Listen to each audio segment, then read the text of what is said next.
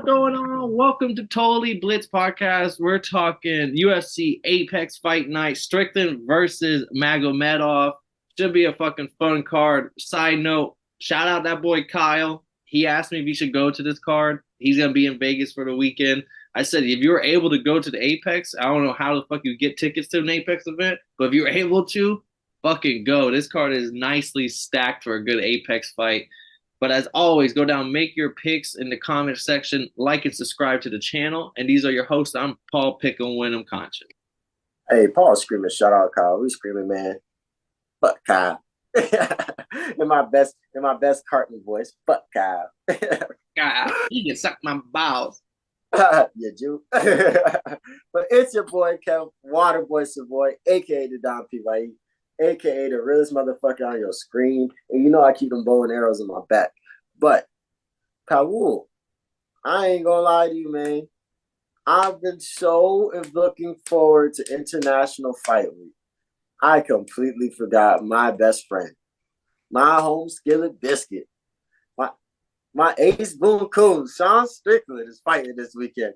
And this motherfucker is wild. But the first Sean Strickland clip I've seen was when Totally Blitz, follow them at Totally_Blitz. Get them boys beat 1,000 followers. You get a free shirt when they first come out.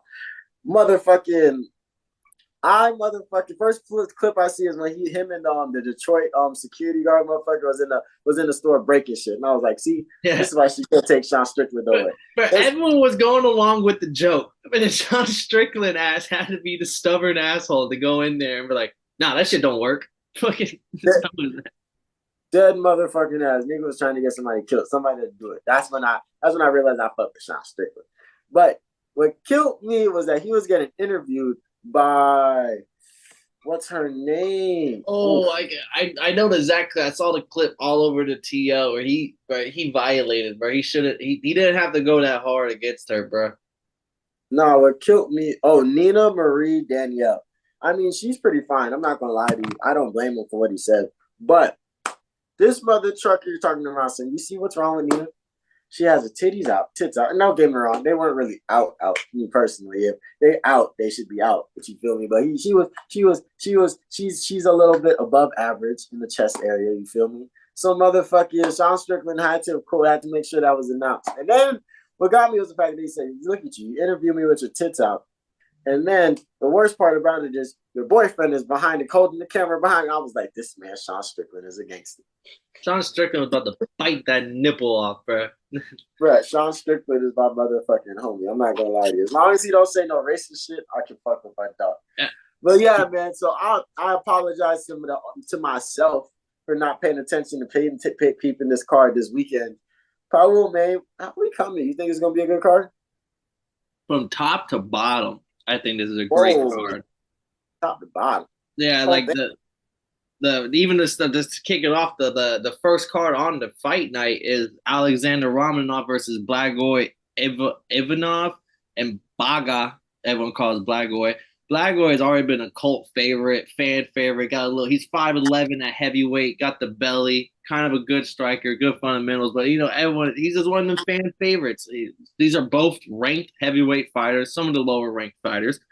But just to put in perspective, this is the first fight on an Apex card. Romanov's last fight was the co-main event on the Jan Marab fight card. And now he's opening up the Apex card. And Blagoy, first fight in the UFC ever, was a main event against Junior Dos Santos back in the day. Did he win? He didn't win that fight. But just to who's coming into the UFC first fight main event? Not me. That doesn't happen. So this has been a while, but Romanov, this could be a boring fight. I'm not gonna lie. This could definitely be a super boring fight because Romanov likes. Yeah, you know who these people are. You know who these people are. Ivanov, that's my dog. You know I fuck with them hands. Yeah, and Romanov has that he likes to take you down a lot. He he has some submission game, but he likes to grind you and everything. And his last two fights, like the Tybura fight, got majority decision loss. Tybura is not a slouch, but he's not a top 10 guy. And then he goes up against Volkov, comes in 30 pounds heavier than we've ever seen him before. He looked fat as he looked like Andy Ruiz in the Anthony Joshua rematch type fat. Like he was just sloppy with it. And and Volkov gets the KO in the first round. And Volkov is known for going to 5-round decision. So like there wasn't a good look for Magomedov. So I'm not shocked that they kind of like, yo, you fucked up in your last fight. Now you're on the prelims, let alone the first fight. And then Blagoy, he's just fundamentally sound. He doesn't throw a lot of volume, but he's a great counter puncher. He knows how to set up his shots. He does have a KO win over Tai Tuivasa, or was it KO? No, a decision win over Tai Tuivasa. And yeah, he beat him. Yeah, this is right before Tuivasa became like household name. So like, I mean, it is his best win on the resume. It could be a fun fight where they kind of throw, but I could also see this being like 15 minutes of clinch work. There's a lot of clinch. Maybe someone gets taken down, get back up, back on the cage, clinching. You know, it could be boring, but they're still ranked heavyweights, and you know, in the heavyweight division, anything can happen. Yeah, I'm definitely taking the over on this one. If they say 2.5, it's going 3. Yeah, and it's a pickup. Blagoy plus 115, Ramnevov minus 135. I would normally go with Ramnevov. He's the younger dude, but just he came in so fat in the Volkov fight. I can't trust him, and I'm just gonna go with the cult favorite Blagoy here. Just he's just been the more consistent fighter all the way through, and he's fought higher competition throughout his career. Where Ramnevov, once he moved up into the top 15, he didn't look like the destroyer that he was when he was fighting trash cans. Yeah, I mean, I'm not gonna argue with you on this one, homie. I know Ivanov. I mean, he lost his last fight to Tybura, but I know Tybura's a bitch. So like, I'm not really mad at that loss. Tybura was what, in 9-4. Yeah, terrible. And Tybura beat Ramnevov majority decision. One of the 2 losses on Ramnevov's streak right now. Yeah, his record looks really nice. I mean, I wouldn't be surprised if Ramnevov like came with a really good game plan and figured out how to slow Brett down. And since he usually walks around a little bit heavier, he might have a little bit more weight for him to hold. Well, no, see, that's the thing that's weird because normally he's more lean. He's like Sergey Pavlovich, like 240. Oh, really? Like 240 kind of built. But this fight, he came in Derek Lewis built. So not this fight, but his last fight, he came in with a belly and everything. And it was just like, is this what we're expecting from you? Like, so I don't know where he's at mentally. Mentally, he could come in fucking 6-packed up, looking like a monster. Or he could come in a little chubby. I don't know yet. Okay, he could have come in looking like Jeltsin Almeida. Yeah, exactly. Yeah, he could come in looking like that. He could come in looking like Derek Lewis. I don't know. I respect it. I like it. I mean, I want to pick Romanov because I feel like he's a nice little favorite, but I'm gonna pick Ivanov. See what that boy talking about. And then the guy who I think has had the worst start, and not the worst start, but just the worst luck to start his UFC, Garin Kutaladze from Georgia, same place that Ilya Topuria came from, came around at the same time. And then this man, first 2 fights in the UFC, first fights against Martez Gamrot, and he pulls out a split decision win over Gamrot. And then next fight, 2 years after that fight, he had a 2-year hiatus. 2 years later, he goes up against Damir Ismagulov, who is our co-main event we'll speak on later. And he gets a back-to-back split decisions. He gets a split decision loss to Damir. And then he's just kind of like people wrote him off. So, but now he's coming in against Brenner, and he's a minus 600 favorite. I definitely see a finish here. I think he might get like a 2nd-round KO, 3rd-round KO. But I mean, going up against 2 top-level guys to start your career in the UFC is kind of hard. Like, I mean, they just fed him to the wolves off rip. Damn, I didn't know about bro like that. And they're 2 lightweights. What else you got to tell me about? What's their fighting styles like? Kutaladze's like a Swiss Army knife, but he definitely leans on his striking. He has some good leg kicks, but he can mix it up with the ground. Whereas Brenner, we've only seen him in the UFC so far. Only has 1 fight in the UFC. He got a split decision win. He didn't use any takedowns. You know he has BJJ in his back pocket because he has a coming into the UFC in the PFL. He had a nice rear naked choke. He also had an arm bar. So like he has the BJJ there. But I mean, he's just a fresh prospect. This will be a second fight in the UFC, and Giron Kutateladze is definitely a fucking demon. Hold on. See, Paul, I be having to look at these people's faces. I don't know their names for shit. Bro, he's from shoot boxing over there. He was literally in Countdown. You know who the fuck I got. All right, plus 475, the biggest dog on the card. I need it.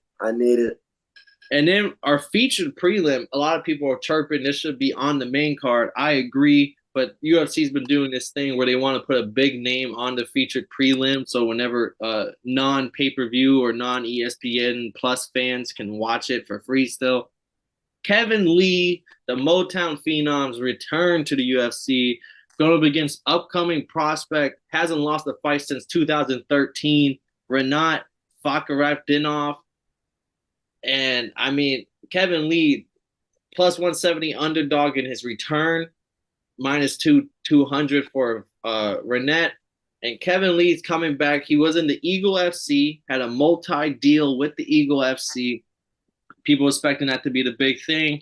He fights Diego Sanchez, messes up his knee in the first round, ends up going all 3 rounds, still gets the dub. But the one thing that's always derailed Lee is injuries. He's always had knee injuries. And then the Diego Sanchez fight, it was actually not a knee injury. It was a torn ACL. But he's always had these leg injuries. But at one point, like UFC was pushing him like the next star. He came in young. He had Grand Valley Championship wrestling in his back pocket, but he had very flashy striking, good cardio, at least showed good cardio for a little while. He, at one point, I mean, multi-main eventer himself, he fought Tony Ferguson for the interim belt during the Tony Ferguson-Habib era, and that fight was fun as hell. Kevin Lee definitely won the early rounds, and then Tony Ferguson ends up getting the dub, but like he had the skill, he had the talent. It was his injuries that have always derailed him. He's 30 years old now, still not that old, but he has a lot of fights in his career already. But he's back. Renat, I don't know. This is a tough fight for your first fight back. Renat hasn't lost since 2013, and his last fight was a unanimous decision over Brian Battle, who we just saw at UFC Charlotte get like a 13, 17-second KO win over Gabe Green. Right. When he beat Brian Battle, the scorecards were 30-27, 30-27, 30-25. He knocked him down at one point. He 14-minute control time in a 3-round fight. There was 102 strikes versus Brian Battle's 25. 43 significant strikes to Brian Battle's 3. He just absolutely dominated Brian Battle. So, like, I'm rooting for my boy Kevin Lee, but this boy Renat hasn't looked like he's someone to fucking play with or trifle with.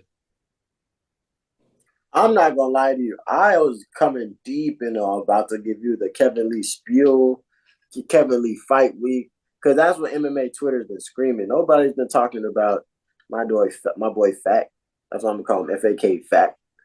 Nobody was talking about that boy at all. And now I'm looking at this man. I'm like, yo, he might be an actual killer. Like he might have bodies under his matches right now. Because he's fucked up everybody. Yeah, since 2013. He's going on 10 years, bro. He's going on a decade of not even knowing what a loss is. Yeah, and I mean you take the other promotions how you want it. I mean, that's just a long ass time. He was champion at CGF, and somewhere his last promotion he was champion, and this is where he kind of got some clout when people have heard about him a little bit before coming to UFC. He was champion, and then he relinquished his belt because he wasn't going to fight against his Muslim brothers. I respect it. UFC, but Kevin Lee is Muslim, so just take it with everything that people were pointing out. Gotta do what you gotta do, man. But yeah, I might have to rock with the big homie over there. Even though Kevin Lee, man, I'm hoping you do your thing. But boy, and we just seen Brian Battle fuck up somebody in like what, 30 seconds, 20 seconds? 17 seconds against Gabe Green. Yeah. Slouch. Yeah, like no. MMA map doesn't exist, but Renat is a problem. He 30-25 Brian Battle in a 3-round fight. Like 30-25. In a 3-round fight, knocked him down, had a different. He had Brian Battle landed 3 significant strikes to his 43, and he controlled him for 14 minutes. 102 strikes against Brian Battle's 25. Oh wow. Wow. Yeah, I got my dog in that. I'm putting a lot on that boy. I just think he's one of the most slept on prospects. Oh, I remember this fight. Brian Battle did get fucked up. This was the last card of the year last year. Yeah, this is when he had to cut his hair after the fight. He had to become a new person. Oh yeah, yeah, that was bad. I respect it. Yeah, so another one of these Russians that I'm a Russian that knows how to breed fucking killers. All right, and then some other killers here. Ismail Bonfim versus Benot Oh, Saint Denis. These are two great like prospect. 10-1 Saint Denis is a pretty big underdog.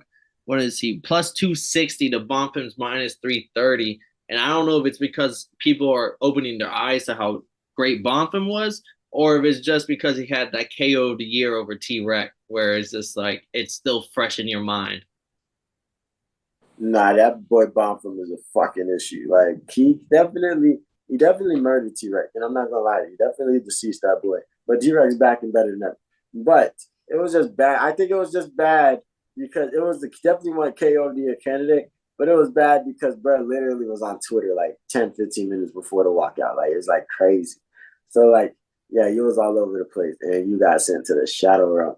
So yeah, the Bonfim brothers are an issue, and I can't see the UFC not pushing them more.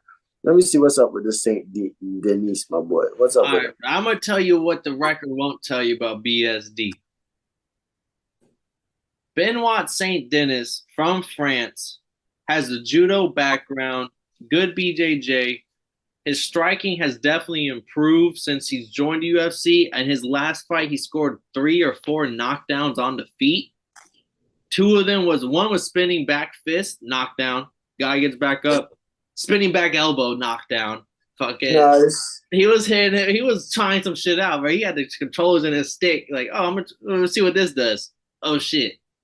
Like that's what like Jit was landing some crazy shit, but he's known for his judo, known for his BJJ, great. But he's a man's man. This motherfucker was in the special forces over there in France, and then he decided, oh, let me go become let me fight, like type of like you know that he was 12 years old with hair on his chest, bro. Like this is a man's man, Benoit Saint Denis, former special forces, and then like so the big question mark to me in this fight is we know Bonfim got the hands. If you don't know, he has an amateur boxing record of 24-3. They have his dad, he's a former boxer. He's got the pedigree. His dad put both him and his brother Gabriel in through boxing, Muay Thai. Like this boy made sure that these boys are killers. His boy Gabriel might even be better. And his hand speed might be the fastest in lightweight. Absolutely insane hand speed. But is he going to be able to stop BSD from taking him down? BSD has shown that his judo, his wrestling, he can take people down. Bonfim showed in his last fight against T-Rex, who has good wrestling. He stuffed T-Rex takedowns, made it look kind of easy, and kind of has outclassed him. So to me, this is going to be now we saw you against a striker who had wrestling. Now we're going to see you against a wrestler who has striking. And if you can stuff all his takedowns and just make it a stand-up fight again, and you go in there and just showcase because he not only does he have great hand speed, his fucking head movement and footwork is also up there with like the best in lightweight. He's reminds me of Rafael Fasiv and RDA kind of mixed together. So I'm rocking with the Bonfim Bros, but I would not be shocked if BSD takes him down, and we might have to see how does Bonfim respond. But he definitely does have submission off the back ability, so I'm not rooting that out either. Mm, I'm trying to see. I was trying to figure out why the fuck do I remember Bonfim? I know you had you had the nice knockout. I was wondering why do I remember that? Because he was on the first card of the year this year, and them boys are both the brothers are fucking issues. I look at Gabriel Bonfim. and Ismail. I look at Bonfim as a there's this ten what's he called? Saint Denis. If what do you call him? BSD can do motherfucking what he can just to take him down. Maybe they have a chance, but nah, I can see Bonfim figuring stuffing his takedowns, figuring out his time, and then coming with some precision and getting the KO. Yeah, and you know what's scary about that first card of the year or in Rio de Janeiro? Ismail got the KO of the year right there, potentially. It was up there. It's in the running. And then Gabriel fought after him and he guillotined his opponent in fucking 40 seconds. Guillotine season. Like they're legit. I could see these brothers being like the Lima bros. Like I might be getting ahead of myself, but like one's at welterweight, one's at lightweight, and they're both to me top 15. No, I don't care. They're both top 15, and they are potentially top 5. Or maybe I'm just overhyping them off of one performance. But this is why we get to see him against Benoit Saint Denis. I think which one's the welterweight? The older brother? Welterweight's Gabriel, the one with the guillotine. Yeah, I think he should definitely be in the top 15 for sure. But yeah, I think lightweight's a little deeper. Lightweight, you gotta go through some people. Yeah, I gotta say, like, for Matt Favola just got into the motherfucking top 15 out there in lightweight. Like, that's a struggle. Like, you gotta really come in ready to kick. You not only gotta be one of the best, you gotta get nothing but wins, and you gotta get flashy wins. Like, you gotta fuck niggas up to really get into that lightweight top 15 because there's some hitters. So I don't know, man. I got bombed from the. And if, since we're talking, we both got bombed from. We the bomb from. I think I'm noticing a pattern. I'm picking a lot of Brazilians. This card has had Loki as a couple of Brazilians, but we were just talking cracking the 15, and that's exactly what this fight's gonna do. At welterweight, Max Griffin against Michael Morales. The return of Michael Morales. We haven't seen him in a year. He just hasn't fought. It wasn't that he got hurt or anything. We haven't seen him in a year. Morales 14-0, minus 250 on the money line. Max Griffin plus 205, 2-1 underdog. Max Griffin he was just top 15. He literally last year he was top 15. He goes up against Neil Magny, he loses. But to me, that's all he'll ever be is like top 15, top 18 caliber guy. I love watching him fight because he doesn't back down. Even when he's losing fights, he's not scared to get like he'll keep walking forward, biting down on the mouthpiece, hoping that maybe something he got will land. But most of the time when he goes up against more of the top talent, it doesn't go his way, but he still brings the fight. That's why, like, I think his veteran mentality and him knowing, like, him always bringing the fight to you, and the fact that he has good takedown defense, I think he's the perfect gatekeeper for like the top 15. And Michael Morales, undefeated, 24 years old, second Ecuadorian in the UFC. Chito Vera was the first. National champion wrestler in Ecuador. Like, this is a perfect fight. If you're as legit prospect as what you look like coming off the Dana White Contender Series, this is the guy you want to go against. The guy that can stuff your takedowns unless you really are the top tier wrestler. Then you'll get him to the ground. But also with Morales, his last couple of fights, they were kind of not his best fights. Yeah, he got the finishes, but both of those fights were kind of close up until those finishes.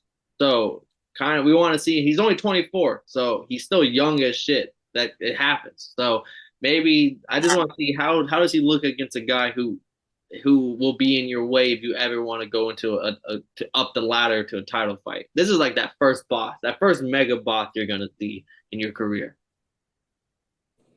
Yeah, I can definitely respect that. I mean, Morales has beat Fugit in the third round, and we just seen Fugit get killed by Mike Malott. So there's no such thing as MMA after. But and that fight was back and forth up until that third round finish. Hell yeah. So like, oh man, I mean Max Griffin, he's gonna play his role, but I don't know. I think I might have to trust the young gun, 24. Let me see, who might Max Griffin fight last? Trey Mins. I remember this Cater versus Alan Carter, but I don't remember this fight. Oh no, I don't. Well, yes, I do. I don't know. But no. Morales also has the pedigree. Both his parents are fighters, and his mom is literally still on Instagram fighting at judo tournaments for belts. Yeah. I mean, I fuck with Morales. You know, I like them wrestling ass motherfuckers. So I got big dog. You know, I fuck with all the Ecuadorians. I fuck with Cheeto, and I guess I fuck with him too. Yeah, and Max Griffin. One big question mark. Also, this fight will maybe answer it. How long is that chin gonna last? Because, like I said, he likes to walk forward, bite down. He's not worried about taking the punch. He's willing to lose the fight. He's willing to take more shots to make it more interesting. But how we'll see, like how much can you do that? That boy Paul just tested his gangster. I want to see, bro. After Vittori, bro, we got some. I gotta start questioning these other chin. Oh no, man, and his chin is crazy too. No, that one wasn't the crazy one, bro. And Glover's chin. We can't forget about Glover's chin. I think that was more heart than chin with that one. Oh no, I think the only person that can knock out Glover is Roman Johnson. And then on our co-main event, another pick'em. Damir Ismagulov -110, Grant Dawson -110, legit 50-50 pick. Damir Ismagulov 24-2, coming off the loss to Arman Saryukian. And after that fight, he went on Instagram and retired. And after retiring, he did say, "Oh, I have one more fight on my contract. I want to run it back with Arman." Well, Arman does beat the shit out of you for 3 rounds, so like we're not going to run it back with him. So instead, they're going to give him Grant Dawson, who's on a nice. I mean, he had a draw recently, but other than that, like a nice little win streak himself, 10-fight win streak, I believe, with the draw. He just beat Marco Madsen with a submission. Marco Madsen, the Olympian, he legit Olympian medalist wrestler. I think he's silver or gold medalist, but so he has like that's a good little fight in its own right. Dawson, BJJ specialist. Almost all his wins, a lot of them come through submissions. Not the best striker, decent wrestler, got some decent ground and pound in him, but he is purely BJJ almost based. Doesn't do much anything else right. And then Damir Ismagulov, super hyped prospect that came into the UFC, and I mean, joined the UFC in 2018 and didn't lose a fight until he fought Arman. So if you tell me he did pretty damn good. What is that? No, One, I just two, think about three, this is four. Yeah. 5-fight win streak, beat Giram, who is on the prelims, beat Thiago Moses, Joel Alvarez, Rafael Alves. So he has nice little names on the streak. One of the best pure boxers in the UFC. Doesn't throw kicks, pure boxer. And I mean, got BJJ versus pure boxer who has decent takedown defense. I mean, oof. Who do you pick in a fight against a striker and a BJJ artist? Because it comes down to who can take who down. He did stuff Arman a few times. I think Arman was like 7 of 21 or something like that. Like we all remember Arman dominating, but like he did shoot a lot of takedowns to get it. I'm saying Armand one of the best in the business. I think I'm a rock with Ismagulov. I feel like he might know something. But I don't know. This man, I don't know what mindset he come with. This might be his last fight. We'll see. So yeah, let's get Ismagulov in this motherfucker. That kind of scares me too, though. That like you're retiring and you're only coming back for one fight just to like respectfully end your contract. Like how motivated are you really? Bro. Oof. I always like Ismagulov since I remember watching him against Guram Kutulazzi. That was one of the cards like early cards we covered whenever they're on the prelims, and they had an exciting ass fight.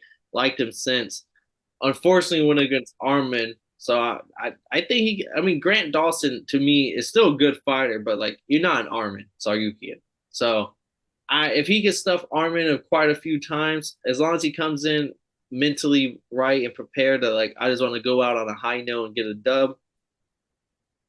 I think he should probably maybe not TKO, but I wouldn't be shocked if he drops him once or twice. If he after he stuffs a few takedowns and it makes it a stand up fight because his boxing is super crisp. Like he will land shots if it stands up for a while.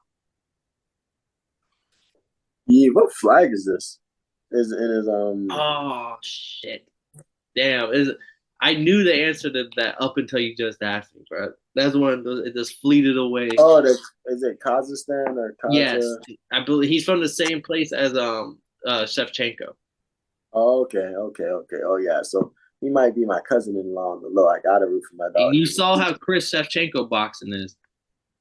I mean, Alexa Grasso would say otherwise, but we're not A gonna. head kick not legal in a ring. Do But our main event, literally another pick'em fight. Sean Strickland minus 150, Abus Magomedov plus 125. We kind of hit on who Sean Strickland is earlier in this on the episode. We talked about the shit leading up to the fight. But Abus Magomedov, second fight in the UFC, first fight literally dominated in like 50 seconds. I remember he had a head kick where his big toe went into the guy's mouth, and it was a front kick, and the toe just went poof, right into the mouth, dropped him, gets on top, ground and pound, 52nd UFC debut, looked phenomenal, and they like fuck it, let's give him the number 7 guy in the division, Sean Strickland, co-main event. I mean, I'm about to say main event. they are thirsty for new prospects and contenders in this motherfucking division. It's Izzy done ran through them all. Like imagine him getting fast tracked, like Sean Strickland, and like somebody in the three, like a Dricus Duplessis or Robert, whoever loses out of Dricus Duplessis and Robert Whitaker, or like somebody like imagine getting fast tracked. And I was like, oh, well, we got this guy from out of nowhere. Fight him, Izzy. Like that's crazy. But I'm shocked that it's as close as it was because I haven't really heard too much about Grover because he's only had one fight in UFC. But Jonathan Strickland, I mean, what's your favorite part about Sean Strickland's actual fighting style? Nothing really. He's a jab merchant. He likes to just jab. He's a volume striker. He's not going to knock you out. He's not going to really take you to the ground. And like if he does go to the ground, you're not worried about him submitting you. But he can win the decision, and that's what he's kind of known for. Whereas Abus Magomedov, if Sean Strickland wants to strike, that's Abus Magomedov's like wheelhouse. Like the last guy just got fucking head kicked and blown up into 50-second oblivion. So like Magomedov, if you want to strike with him, he has the power to hurt you. He has reach. He has the height. Like he's really technical sound.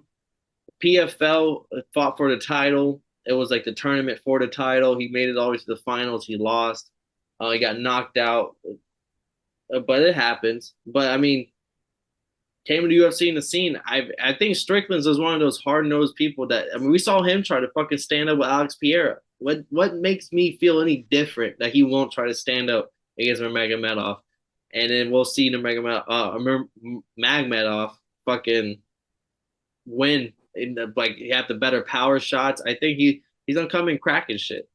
And he has submissions. He has guillotine submissions, Kimura submissions. He has submission ability. So like you don't even want to hit the ground with him. So like he's at a plus 125 bet. I feel really good on him. It is a huge step up fight, and those usually worry you. But Sean Strickland's a stubborn motherfucker where you can train for him, and then when you fight him, it's exactly what you train for because he's not going to change how he fights. Huh. I didn't know Sean Strickland fought Kamaru Usman back in 2017. Back when he was before he moved up to middleweight when he was a welterweight. Oh, that's cool. And he fought Uriah Hall, beat him. He got some names on. He has some good names on his The Brandon Allen KO win is looking better as Brandon Allen starting to look even better as he's getting older. And he looked great last fucking weekend. Fought Luke Barnett. But look at 2015, Santiago Ponzinibbio. He's the welterweight version of Magomedov. There's a pure striker. Lost a unanimous decision to him. Just straight up just striked with a boxer and lost. Yeah, Jared Cannonier. And he hasn't even gotten to the like form that he is now. Like I don't think that was a really close fight. I mean, I personally thought Strickland had won, but Jared Cannonier being him is a big fun fight. That was a real fun fight. Yeah, great way to end the year. But I respect him for coming back literally the next month, like literally less than a month later to go fight Imavov. But you low-key might have just sold me on Magomedov. But I know it's just one fight and he got the KO and so quick. His significant strikes landed per minute is 22.11. Strickland's 5.7. Like 5.7 is a good amount.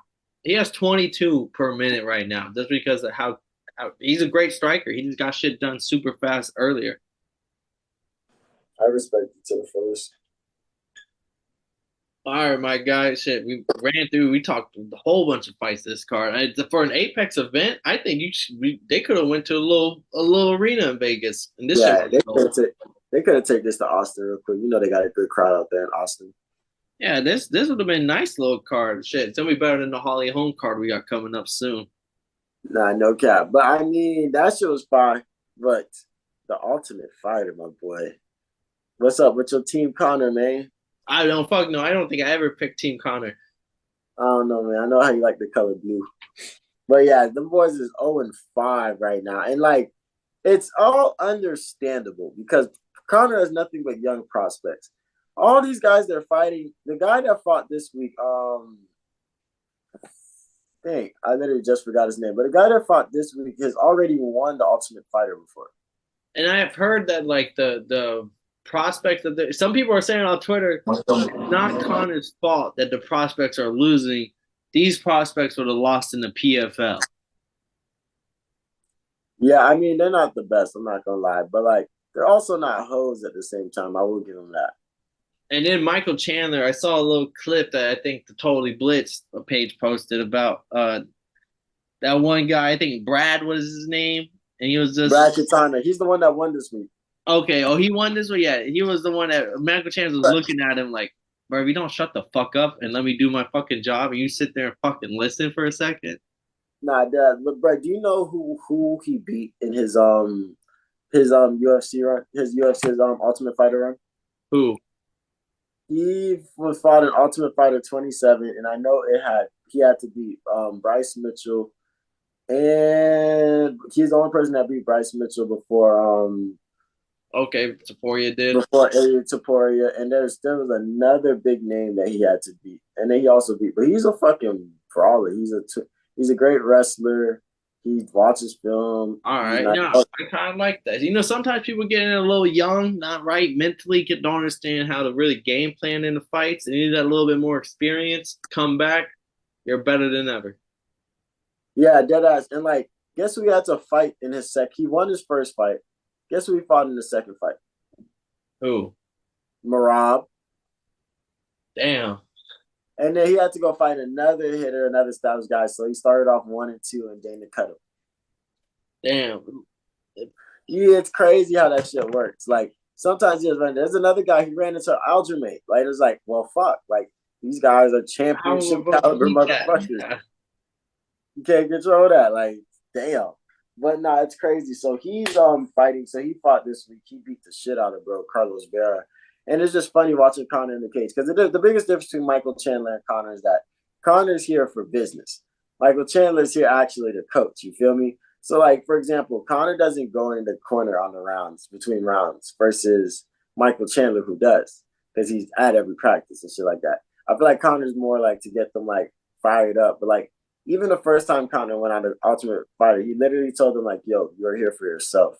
Fuck all that shit. Fuck all that team shit. I'm here for myself. You're here for yourself. You guys can make yourselves grow up and do better. Like, and the only like it was crazy. So motherfucking, I'm not mad at Connor, and then he has all prospects. I just think it's his fault because he did have first pick, and he chose the young guns from. And I was like, see, you stupid. Why you ain't picked the team with your motherfucking homeboy on it? Because dude, that one Brandon, he's from SBG or wherever Connor and them boys train at. And I think he's even been to he was during his Ultimate Fighter run, he was training at SBG Ireland. So this is interesting that the boys but do you think they're ever gonna win? I don't know. So when Connor, I've always hold that thing against Connor was that one comment he basically started off with about y'all here for you. Don't expect much from me because we're all here for ourselves. I can't make you better. You gotta make yourself better type of mentality. And like anyone who's in like a mentorship role, I think would tell you other like that's the that's not how you're supposed to be a mentor. Like you gotta be like more like I just think there's a reason why he was losing in that season and he's losing again here. Like there's just like maybe there is something to actually being in with the fighters, helping them, doing this, doing other things as a coach. Like you can be even in other sports. A lot of these great football, basketball players, baseball players, they don't become coaches. They don't go on and they might become analysts, and some of them aren't even good at that job, but they go on and do it. And you start seeing some people could do the stuff but it's a different thing when you're trying to apply that to someone else who what you normally do won't apply to. Like some people are visual learners, some people are meant they have to hear it learners. Like not everyone's the same. So like it's kind of hard whenever like that. I've always held that against Connor, and that's why I don't think he'll be a good coach. Still a great, exciting fighter, and he'll get you fucking sales. But I just think there's a correlation. You keep losing. You lost in other seasons. Maybe sometimes you got to change it up your approach. I don't think it's his fault per se. Like I genuinely don't. I think that last season against Uriah Hall, you're not Uriah Faber. That's like Faber literally comes from like a gym that he built type shit. Like his best fighters are literally the people that talk to him in the corner in his program in his spot. So like that's a little different when it comes to comparing to coaching. But I can't remember who they had, but they had like one or two really nice hitters in that season on Connor's team. But and the thing is, I feel like he's doing what he can. Like he even brought Wonder Boy in last episode to show them boys striking and different footwork techniques and speed and how to speed up your shit. So it's like it's just not him. Like that's the only difference. I don't want to say his coaching style is bad because I genuinely think there's just all different. There's just a different level of dog in between the two. But it's not per se him, but I don't think he's doing anything to make it better. Okay. I can respect it. And Michael Chandler's outfit goes better with the Rock shoes. I'm just saying, it was a setup. Like the way Michael Chandler got the red jersey with the gray insides, rolling around with some fucking track pants on, and those free shoes from the Rock. I'm just saying, like, they know what they was doing. Anyway, you can count on Chandler. You can't count on Connor. Nah, that's facts.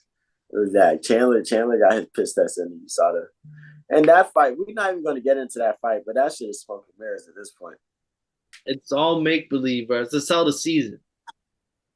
Yeah, we'll see what happens. But it's not even selling. Everybody's saying Ultimate Fighter sucks. And I'm not gonna lie, I agree with them because like the episodes are like the worst because it's okay. These dudes that shows them boys training, and then it gives a biography about the motherfucker, a small biography, and then it's like they try to do a mini fake ass countdown. Like they do like videos from their phones. It looks like I'm a motherfucking camera guy. So I'm watching these motherfuckers do videos from like damn near a Snapchat fucking video, and they're doing like they're doing like, oh, this is my home.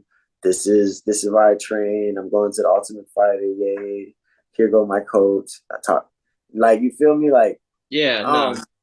I like Rampage breaking doors and like making fun of niggas calling them titties and shit, and like putting chickens in Rashad Evans' car. That's what I'm here for. Like this shit here is a business.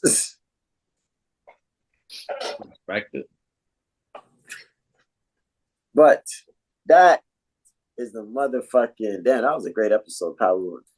Salute. Top to bottom. My boy held it down. When it comes to it, man. But that was motherfucking UFC Fight Night Vegas 76. You feel me? We gave you the picks, the previews. That boy Paul might have told you, hey, if you was listening to me, I'm saying sprinkle something on the Brazilians. You feel me? Tough 31. It sucks. But I'm going to keep watching it because we want to make sure you guys know what the fuck's going on. Because I would hate for you guys to waste an hour of your time watching that shit.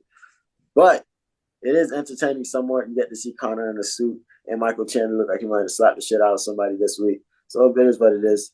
Tough 31. We're going to give you the recaps. We're going to give you the breakdowns. Make sure you check your preview because that UFC Jacksonville card was a fucking banger. And then the boxing episodes, you're going crazy. We're only getting closer and closer to Earl Spence versus Terrence Crawford. We're looking like a month away. Oh man, it's about to be crazy. So make sure you stay in tune, man. And if you didn't know, I don't mind telling you again that I'm your boy Kev Waterboy Savoy. This is your boy Paul Pickle Winter Concert. You need to follow us on the at Totally Blitz, tab Totally _ Blitz on Twitter, Instagram coming soon, Facebook page, all that good stuff. But wait a minute, while you're scrolling, I don't want you to forget that you're a bitch.